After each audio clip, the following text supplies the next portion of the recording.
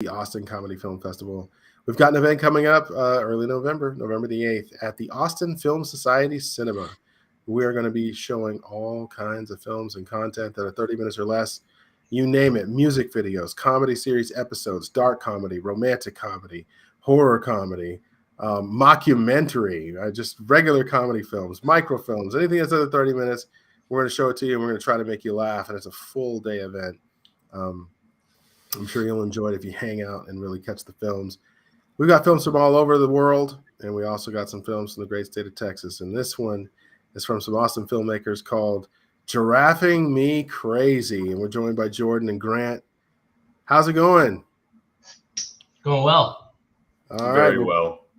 Good to see both of you. Thanks for taking the time to do this. The judges, love your work. Best Ensemble Cast Award nomination is no easy feat.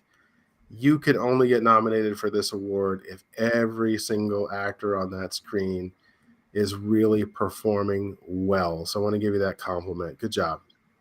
Thank you so much. Thank you very much. Before we get into the film, and you definitely have one of the funniest titles in the festival.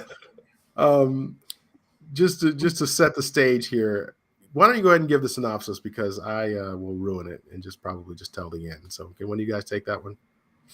Yeah, sure. I'll take that one up. So, Giraffing Me Crazy is a buddy movie about two friends that are living together. They're roommates, and they find that something has gone missing. Something that I think most of us would see as insignificant, but to these fellas, it becomes a very important thing, and it's about their journey on finding a way to fill this void that this missing thing has left them, and you know, it really comes down to like fate versus coincidence, you know, because one of the characters, very straight edge guy, everything is a coincidence, nothing is linked. And the other fella is positive that everything is fate. And this is what fate has given us, and we need to pursue it. And it's just, you know, watching these two guys figure out what it is they're missing and how to get it back. All right. Well, you set the stage nicely on that one. I think the crowd's really going to enjoy it. So creatively, let's talk creativity about why, you know, you did this film. This question's obviously very different for an actor and a producer. Either of you can choose who wants to start, but, you know, why get involved? Why take this role? Why put the time, effort, and energy to take this short from concept to completion? I'll let you guys, whoever wants to start, go for it. Yeah, I'll go first, Grant. So I'm actually a co-writer of the film as well, too. So Matt Fitch and I co-wrote this, and Matt Fitch is also the director, and then I was the producer when we're actually on set and everything. So that's kind of how that kind of came to about. And really how it started was like I was driving. I'm originally from Houston, and I was driving back to Houston, and on the way I saw a ton of stuff. There was like these yard art shops, and there was these pottery places on the place, and we're talking like huge sculptures and big like dinosaur sculptures, animal sculptures. And I just remember seeing this one specific giraffe sculpture, and I was like, who would buy that? Like, why would someone buy that? Right? Like, what is the market? Why would they buy that? So I took that kind of just that generic idea right to Matt, and I said, look, why would somebody buy a gigantic giraffe sculpture? Why would they need it? How would they use it? And we both just realized that this is for sure a funny situation. This has to be a comedy script. So from there, we just put our heads together and started brainstorming. And that's where this kind of came into development and came about. Nice. And what about you, Grant? When you saw this, when you read the script, I mean, what was going through your head? So I've been working with these fellas for a while, but really what it comes down to is anytime that a script that comes across me that is from Jordan or Matt, I just take it because they're my favorite guys to work with. But specifically reading this script, I just thought this is the most ridiculous thing that I've ever read but it comes together so well. And I mean, you have to watch the film to see how it comes full circle. But by the time that I read the end of it, I was like, I have to do this. Like, I need to do this because it was just hilarious. I mean, the whole time that I was reading it, I was cracking up.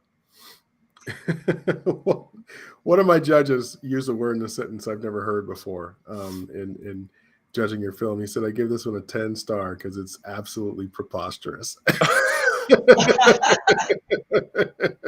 That's exactly what we would want. Yes. There's very few. We get very few films. We get some films, and we do get them, out of like, let's say 40, there's like that 2 or 3 where they just keep taking the comedy to just another level. And it's like, could this get any more ridiculous?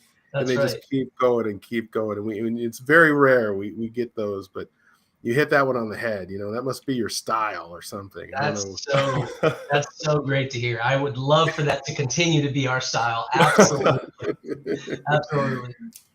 Well, let's talk about the tech a little bit. Getting a film done is no easy feat. From concept to completion, I feel like every single film is like film school, and that can be everything from the actor just trying to deliver what the director is trying to create, and it could be just all the bumps in the road, maybe the missing props or the something you bumped into in the edit or a sound issue. I don't know, man, but you tell me, both of you guys. I don't know who's going to take it first, but what did you learn from a production perspective on this film? Yeah, I'd love to hear what you have to say on this one, Grant, first. Sure. Oh gosh. So this was the first film that I kind of took. I saw both sides of the camera a lot on this film, just because I wanted to, be involved and behind the camera a bit. And I learned so much specifically from this film because we went in we didn't have a massive budget. This was something that was not, it wasn't a hyper funded film. And when we went into it, we had to scrap a bit. Like we really had to scrape around, talk to people. We needed some free stuff, like it definitely like that's a lot of it came down to that. And just the fact that we were able to pull this together with a budget that you probably wouldn't expect was really, really rewarding for us. When we watched this film, I remember watching the film for the first time and I was like, man, how did we make that like this? It was really, really a wonderful experience just to be part of that and to see these fellas go to work because they really are. I mean, they're fantastic. Yeah, and I mean, I would continue on that. There's a lot of good things. The only bad thing that I had was that the set ended, right? Like it was so much fun to shoot. I heard that from multiple people on the crew. They were like, so when are we going tomorrow? And I was like, guys, that was it. We're done. Like, oh man, well, all right, we got to get started on the next one. So I think it was just a really well done production on everybody's part, right? It was just, and this is a core group of people that have worked together for a while now. People come and go, and you gain people and you lose some people, but the core of this group has really been working together for a while.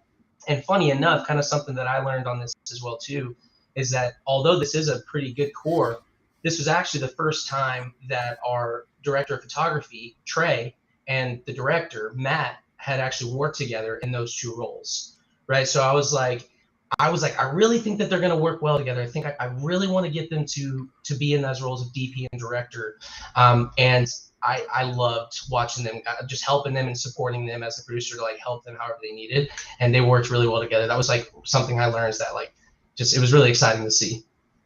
Wow. Good stuff. Well, it's those difficult times. It's overcoming those challenges that you always remember. They always stand out in your mind when something really got hairy, and it's cool. It's that you guys learned so much from this film. How's it setting you up for the future? Like what's next for your team? Yeah, we got a bunch of stuff on the shelf. We try to keep scripts rolling even if we're not going into production, so we can always take something down off the shelf and shoot it if we're ready. We got a couple things. We've got one, it's kind of like a rock band comedy in pre-production as we speak, which is kind of going to be the same kind of comedy vibe as Draft Me Crazy, only a little bigger. So could be fun. And then we also have kind of a Western action, so totally 180 in development right now too. So it's we're looking at some bigger, some funnier, maybe some a little heavier action stuff as well too, and then hopefully some features in there as well too. So a lot of stuff kind of in development, and it's been a lot of that because we're so confident after how well just everything went with Giraffing Me Crazy, So Okay. All right, man. This is great. What about you, Grant? Anything in particular you got going? Oh gosh, just living the starving actor's life, taking what I can get from time to time. I also I'm going to be I'm hoping to get on Jordan's team here a couple of times, just behind the scenes, so I can learn more. I want to bring a script that I've got sitting on the shelf to life myself, and I'd like to learn really how to do that. So I think working with these guys is a great way to do that. Absolutely. Good stuff. All right. Well, it's good getting to know the backstory of this film. Appreciate you guys being so transparent about everything that kind of went on. Is there anything else you want to add before we go? Yeah, the main thing I would like to do is just thank the judges, the awesome Absolutely. judges. I mean, definitely for letting us into the festival and getting us screened. It's always great to see your film on the big screen, so we're really excited for that. And for the nomination of Best Cast. I could not think of a better nomination that we could have got, because these guys worked so hard. They're so funny. We did it so many times, and they were always good. So I'm so excited for the ensemble cast to be nominated and just for them to be there and see everything. So good stuff. All right. Yep. Well, we appreciate you guys, and thanks again. Have a good one. Thank you, Michael. Thanks so much.